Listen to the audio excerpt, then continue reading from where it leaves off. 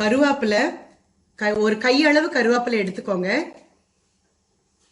அப்புறம் கொஞ்சோண்டு இஞ்சி, வெள்ளைப்பூண்டு, 2 வெள்ளைப்பூண்டை நான் 4 நறுக்கி வச்சிருக்கேன். ஒரு மீடியம் சைஸ் பெரிய வெங்காயம். சுவைக்கு டேஸ்ட் எவ்வளவு டேஸ்ட்டுக்கு வேணுமோ அந்த அளவுக்கு நம்ம உப்பு எடுத்துக்கலாம்.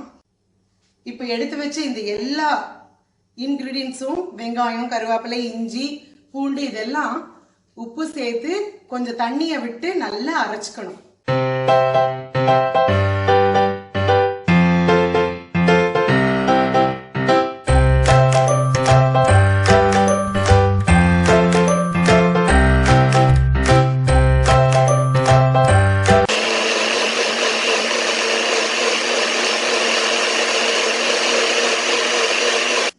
இந்த மாதிரி அரைச்சுக்கணும். இப்போ இந்த நான் அரைச்சு வச்ச சட்னி ரொம்ப ரெடியா இருக்கு. இந்த சட்னில நான் எந்த ஆயிலுமே சேர்த்தல. புளிப்புச்சுவை வேணும்னா லெமனை கட் பண்ணி அதை புழிஞ்சுக்கலாம். ஸோ இது ரொம்ப நல்ல ஒரு எதிர்ப்பு சக்தி உடம்புக்கு கொடுக்கக்கூடிய பொருள்கள். கருவேப்பிலையும் சரி, பூண்டு, வெங்காயம், இஞ்சி இது எல்லாமே ரொம்ப அருமையானது. அது லெமன் வேற விட்டோம், ரொம்ப சூப்பரா இருக்கும். இட்லி பண்ணாலும் சரி, ஆப்பம், தோசை, பூரி, சப்பாத்தி, கிச்சடி எது பண்ணாலும் இதை நம்ம சைட் டிஷ்ஷா யூஸ் பண்ணி தொட்டுக்க முடியும்.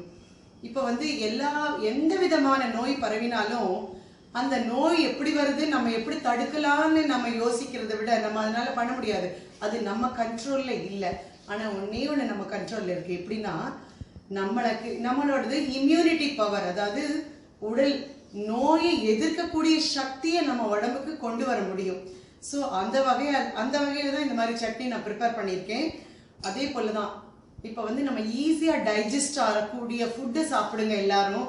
இந்த டயத்துல நம்ம அதிக ஆயிலும் அவுட் சைடு ஃபுட்டும் சாப்பிட்டோம்னா நமக்கு அஜீரணமோ ஏதாவது ஏற்பட்டா ஓடி போய் ஹாஸ்பிட்டலுக்கு டாக்டர்கிட்ட எல்லாம் ஓட முடியாத சிச்சுவேஷன். யாரும் நம்மளை கவனிக்க வர முடியாத தவிர எக்கச்சக்க பேர், ரொம்ப நிறைய பேர் ஹாஸ்பிட்டல்ஸ்ல எல்லாம் குமிஞ்சு கிடக்கிறத இப்ப செய்தி வந்துட்டு இருக்கு.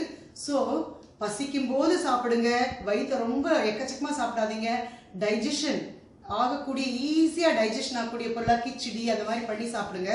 ஸோ இந்த மாதிரி சட்னிகளை நீங்க பண்ணி சாப்பிடுறதுனால உங்களுக்கு உடம்புல எதிர்ப்பு சக்தி, அதே போலதான் உங்களுக்கு மஞ்சப்பொடி வேணும். நான் இப்ப இப்படிதான் குழம்பு இந்த மாதிரி சேர்த்தும் போது நிறைய ஒரு வெள்ளைப்பூண்டு நிறைய தட்டி போட்டுடுறது ரசத்துல. ரசம் பண்ணாத நாளே இருக்கிறது இல்லை. நிறைய வெள்ளைப்பூண்டு, ஜீரகம் எல்லாம் பண்ணி தான் நான் ரசம் பண்றேன். இப்போ வேணும் இல்லையா, அது ரொம்ப இம்பார்ட்டன்ட். இப்போ அப்படியே ரசம் பிடிக்காது எனக்கு, அதுல சாப்பிட வேண்டாம், தண்ணி ஆட்டா இது பண்ணுது அப்படிங்கிறவங்க சூப்பாட்ட குடிங்க, அதுவும் உங்களுக்கு நல்லது. அந்த மாதிரி நீங்க சூப் பண்ணி சாப்பிட முடியும். இது தயவு செய்து எல்லாரும் இந்த மாதிரி பொருள்கள்ல நேச்சுரலா இருக்கிறது, டர்மரிக் அந்த மாதிரி நிறைய யூஸ் பண்ணி அவங்க உடம்புல நோய் எதிர்ப்பு சக்தியை உண்டு பண்ணிக்கோங்க. எனக்கு தெரிஞ்சது உங்களுக்கு சொல்றேன், கட்டாயம் உங்களுக்கு பிடிச்சிருக்கும்னு நினைக்கிறேன். இதை ஃபாலோ பண்ணுங்க. உங்களுக்கு பிடிச்சிருந்தா லைக் பண்ணுங்க, சப்ஸ்கிரைப் பண்ணுங்க, கமெண்ட் பண்ணுங்க.